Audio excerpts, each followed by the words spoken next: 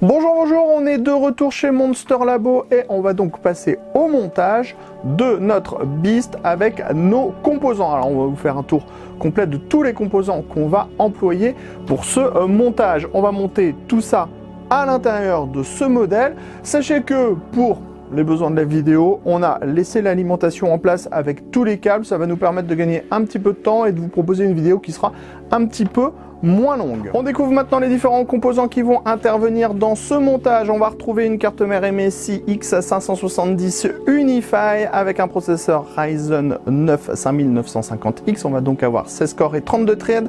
Oui, il y a un petit ventilateur de 50 mm qui traîne ici. On va le mettre en passif, comme ça on n'aura pas de problème puisqu'on est sur du 100% passif. Pour la mémoire, 2 fois 32 Go de Trident Z Neo G-Skill en 3600 CL18, juste en dessous 2 SSD de 1 Teraoctet en SN850 qui proviennent de chez WD. On en aura un pour Windows et tous les programmes liés à Windows. On en aura un second pour installer tous les jeux. Et bien sûr, pour toutes les photos, les vidéos et tout qu'on publie, on aura un SSD de 2 Teraoctets en Samsung QVO.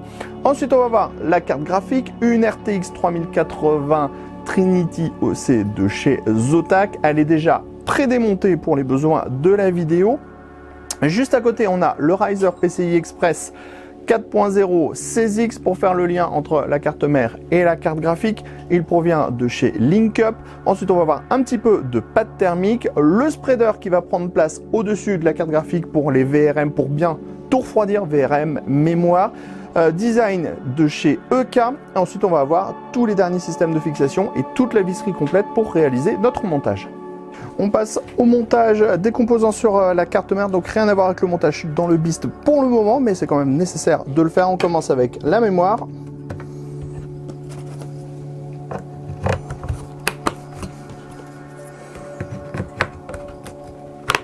Ensuite, on enchaîne avec les SSD, donc on retire les dissipateurs d'origine sur la carte mère.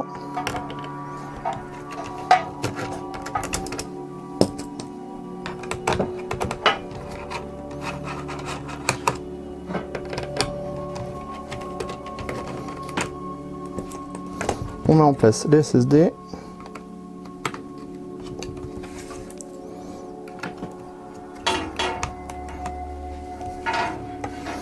Une petite vis de fixation sur le premier en haut.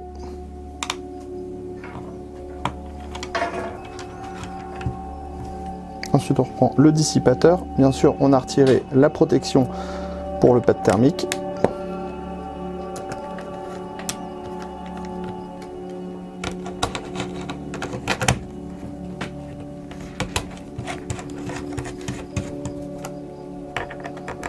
Voilà, pour le premier, c'est fait. Pour le deuxième, même manipulation. On avait retiré le pad thermique au préalable.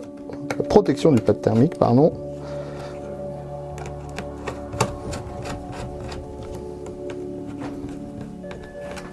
Et voilà, nos deux SSD sont montés.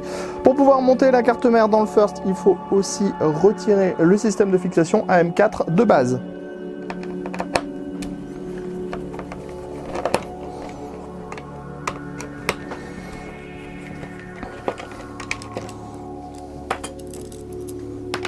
Donc 4 vis.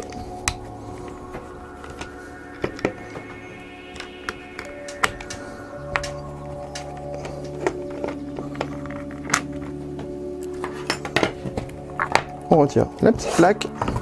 Et voilà, on est prêt à monter la carte mère à l'intérieur du boîtier. On continue, on passe maintenant au SSD. Donc pour le système de stockage, on a ici les 4 petites languettes. Les languettes permettent, enfin une languette permet d'installer un disque dur ou alors 2 SSD. C'est très facile à démonter. On prend la languette, on défait la vis à main, on attrape la petite languette. Vous avez tous les points de fixation. On va fixer notre SSD le plus au fond possible avec les connecteurs qui sont vers la carte mère.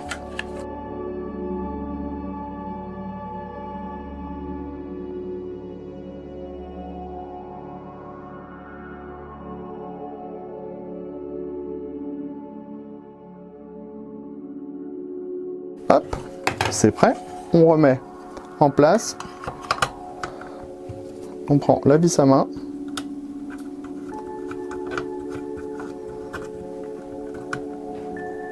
Et on est OK pour le SSD. On enchaîne avec la carte mère. Donc pour la carte mère, il va falloir brancher tous les connecteurs à proprement parler sur la carte mère dans un premier temps. En fait, on va avoir une sorte de cinématique où on va venir installer la carte mère comme ceci. Ensuite, on va la déplacer sur le côté. On va relier tout ce qu'on peut relier au maximum. Et ensuite, on va venir installer le U de fixation au-dessus de la base en cuivre. Et on va venir tout simplement coucher la carte mère au-dessus du U de fixation. Et on va venir visser ensuite avec le système de ressort. Opération qui ne sera peut-être pas simple. Alors, on commence avec nos câbles CPU.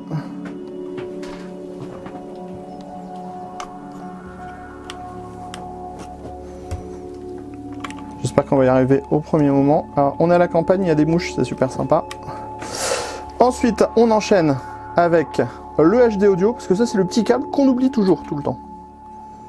Puis après, quand on veut brancher son casque à l'avant, on fait « Oh mince, ce fameux câble HD audio, je le branche jamais ».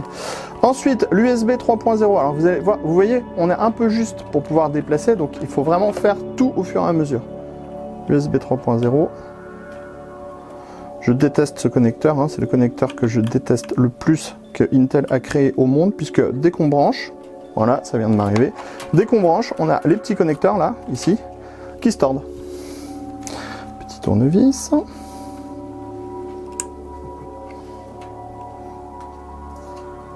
J'ai pas envie de dire que je le savais, mais je le savais que ça allait faire ça. On branche le connecteur. Voilà. On branche le SATA, ça sera fait.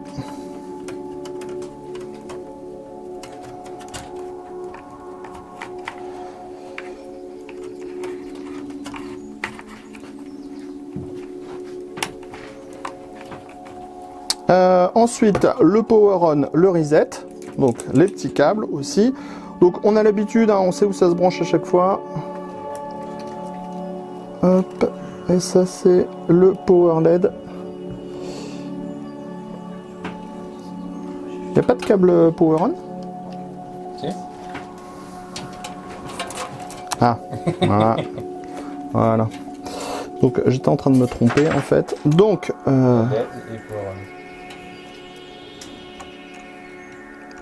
la diode plus, la diode moins. Le power on il est sur le dessus, c'est toujours pareil. Ici la diode HDD. Le reset dans la partie basse, le power on dans la partie haute. Et là, on a connecté tout ce qu'on avait à connecter. Alors ensuite, il va falloir mettre le système de fixation sur le U ici. Alors vous voyez, je ne me suis pas très bien débrouillé en plus. Hop, on va laisser notre carte mère comme ça. Ça craint rien. Hein. Faut savoir que le matériel informatique, c'est quand même un peu solide. Ensuite, on prend donc le U de fixation. Il va venir se brancher comme ça ici. La petite forme ici qui est ouverte, c'est pour pouvoir permettre le passage des caloducs. On prend nos 4 vis. J'ai toujours pas fait tomber de vis à l'intérieur.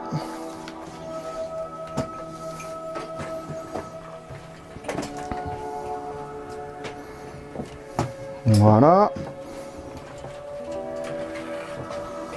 On enchaîne. On visse.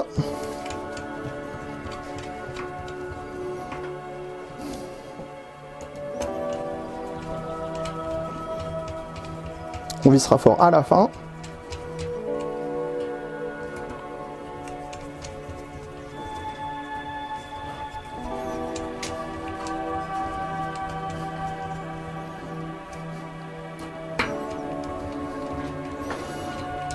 Voilà, on avance. Un petit serrage en croix.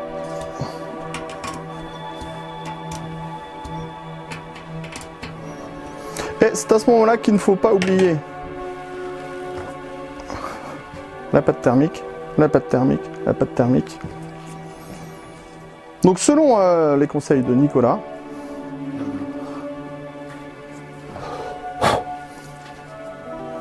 la boulette. C'est une bonne boulette? Bien sûr, tout a été dégraissé à l'alcool avant. Et maintenant, on va prendre la carte mère comme ça, on va venir la mettre sur l'ensemble.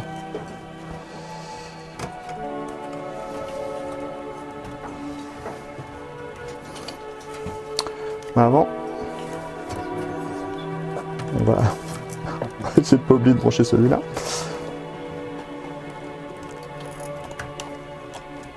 Voilà.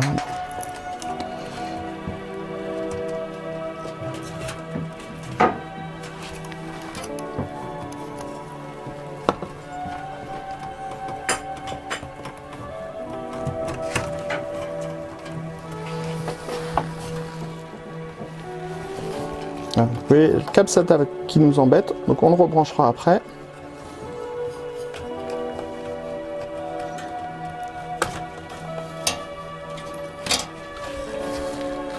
Donc là, on n'a aucun câble au-dessus de la base.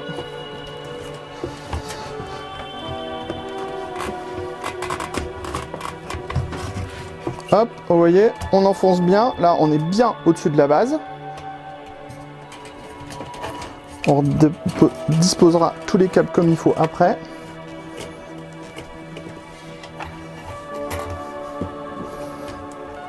On met les vis.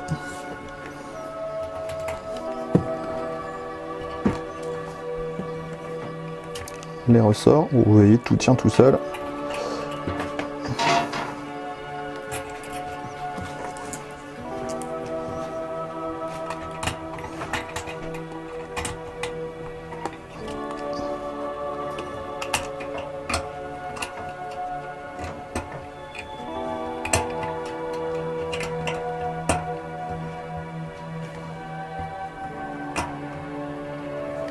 Voilà. En fait, il faut appuyer sur le ressort en même temps qu'on visse. Donc c'est pas toujours simple. Bon, c'est pas très compliqué non plus. Et après, on serre.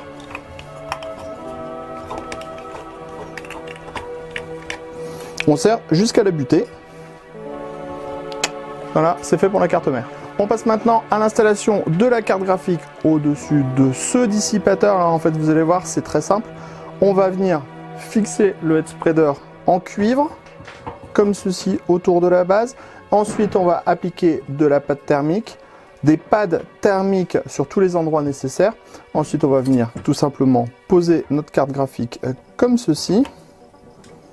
Fixer la carte graphique, relier la carte graphique avec le riser et ça sera bouclé. On passe donc maintenant pour de vrai au montage de la carte graphique. Alors tout d'abord, on applique un petit peu de pâte thermique sur les jointures. Voilà, comme ceci. Et ensuite, on va venir installer le head spreader. Donc ça, c'est vraiment pour qu'on maximise les contacts. On prend la visserie.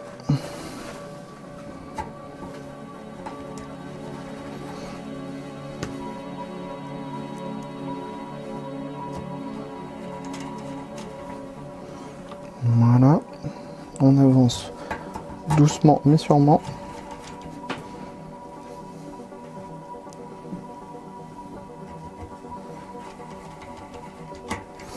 Petit serrage en croix comme toujours.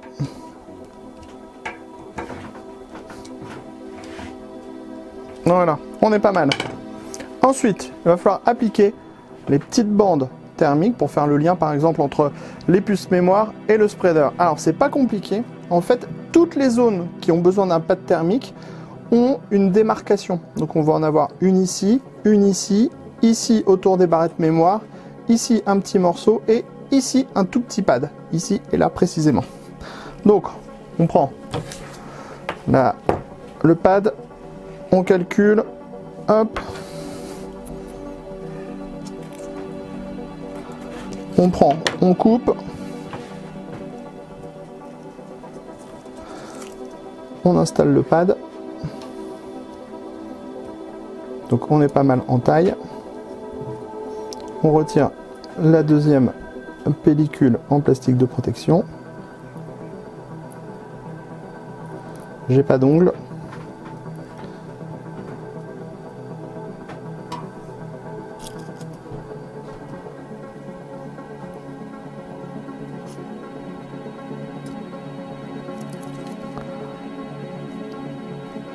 toujours très difficile à faire.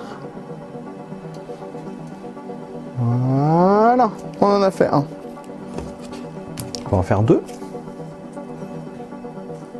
Hop, on calcule.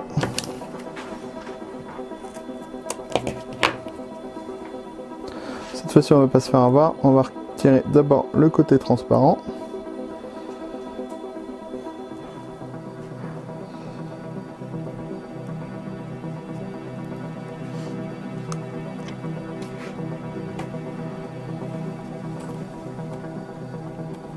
On met en place. On va retirer le petit opercule bleu. Et voilà, on en a deux demi en place. Ainsi de suite, ainsi de suite, ainsi de suite. Hop, on avance un petit peu. Comme vous pouvez le voir, on a installé tous les pads aux endroits nécessaires. Maintenant, on va faire pad thermique au centre. Donc, une bonne noisette comme tout à l'heure pour le GPU. On vient prendre notre carte graphique. On a nettoyé le GPU.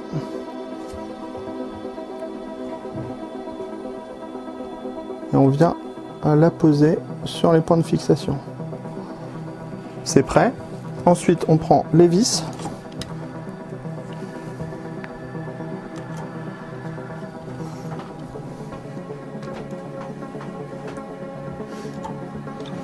On fixe d'abord au centre du GPU. J'ai pas encore fait tomber une seule vis, hein. Voilà. On vient serrer. Donc en fait, il y a une butée directement avec les entretoises qui sont présentes au niveau de du spreader. Donc on peut serrer à fond. Ça s'arrêtera au bon endroit automatiquement.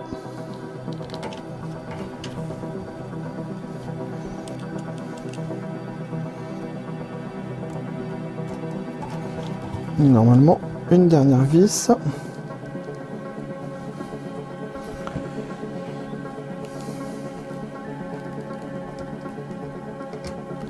Comme ceci, ici. Hop, et ensuite, on vient bien tout resserrer.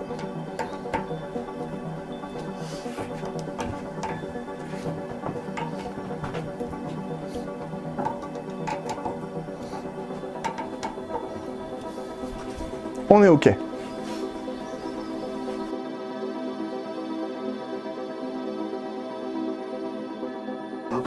On est bientôt à la fin de notre montage. On va maintenant plugger la carte graphique avec le Riser PCI Express. Voilà, comme ça. Paf, c'est branché. Ensuite, les déports à l'arrière avec le HDMI, le DisplayPort.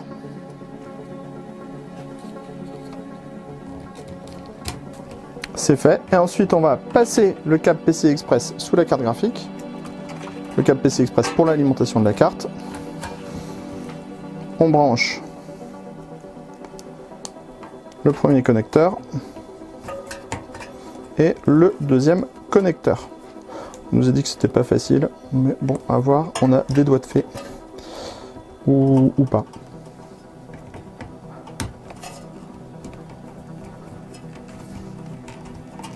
Voilà, on est OK, tout est branché, on n'a plus qu'à mettre les panneaux sur les côtés, le panneau sur le dessus et à démarrer la machine. On est presque au bout de notre montage, on a intégré tous les éléments hardware à l'intérieur, donc il restera juste à installer le top et la vitre en verre trempé. Pour le top, c'est pas compliqué. On a la grille elle est amovible, hein, comme on est sur du fanless. Si vous voulez gagner encore un petit peu plus, il suffit de retirer la grille sur le dessus. Ensuite, on branche, on met le top.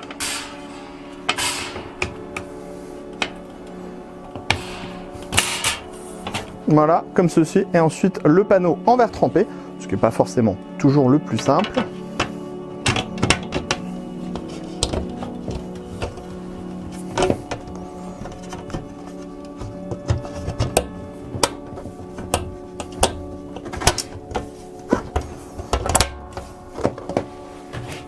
Et voilà, c'est bon, on a monté notre Beast à nous.